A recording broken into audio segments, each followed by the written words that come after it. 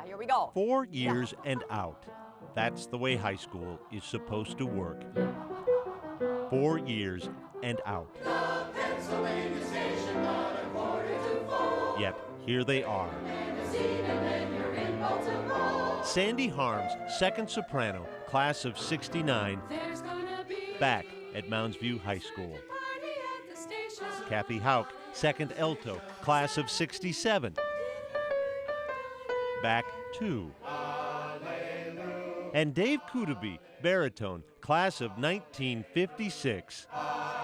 Dave's back, like they're all back, because of who's standing up there at the front All you got. of their Mounds View High School music room. When that pencil hit And one. or that foot went down, it was like, oh God, I remember this. Same hairdo, same dress, everything trim and proper. What you see now is what she was in 1954. I'm right there. 1954, the year Bernice Ness started teaching choir at the brand new Mounds View High School. I just found a place that I liked and I stayed. Stayed at Mounds View through 29 yearbooks, 64, 63. till budget cuts came and Mrs. Ness opted in 1983 for the early retirement she would later so regret. In August, September, when those orange buses were going down the street, I was just ready to crawl the walls. You know, I was so, something was missing. It took a few years, Catch your breath. but Mrs. Ness has that something back. It was her students, now in their 40s, 50s, and 60s, who first approached Mrs. Ness about reassembling her choir.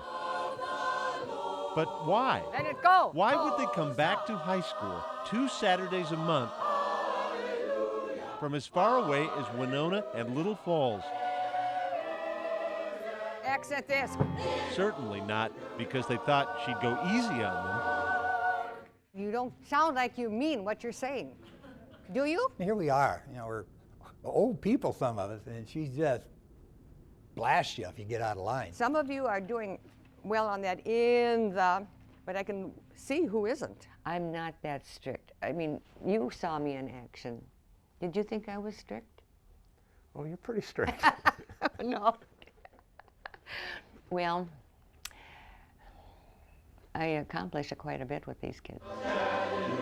These kids, these bifocaled and balding kids of Mrs. Ness, have so many stories to tell.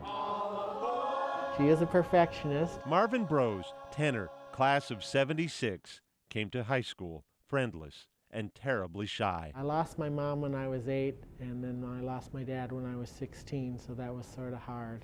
Here's Marvin. Want to know what a difference a teacher can make?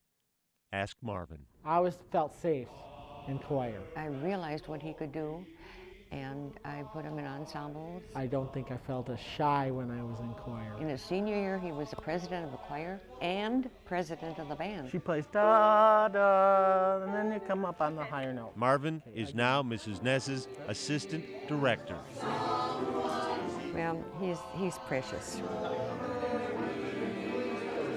All high school students eventually have to move on. I graduated in '79. But where is it written? 66. A favorite teacher can't come along. How's Lucy? She's talking a mile a minute, singing. She's singing. She- The phone calls on their birthdays, the invitations to her home. I don't know. As teens, they signed up for a music class. Okay. What they got was a choir director for life. Look at your posture. Bob White, bass, class of '62. If I come in a little late, I'll get a phone call and say, now Bob, you know, we really all have to be there on time. She's something else.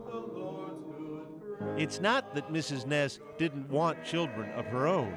It just didn't happen. Coke for you? But look how she's been blessed instead. They're my kids, you know, and that's what I've always said. They say, how many kids do you have? And I said, hundreds. We're here because of Bernice. Scott Keeley, bass, class of '68. We're taking care of our mothers now.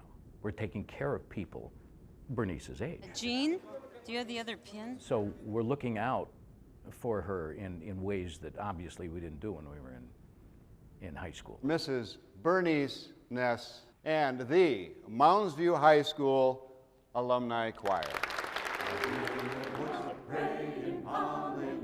4 years and out. That's all we ask of our high school students.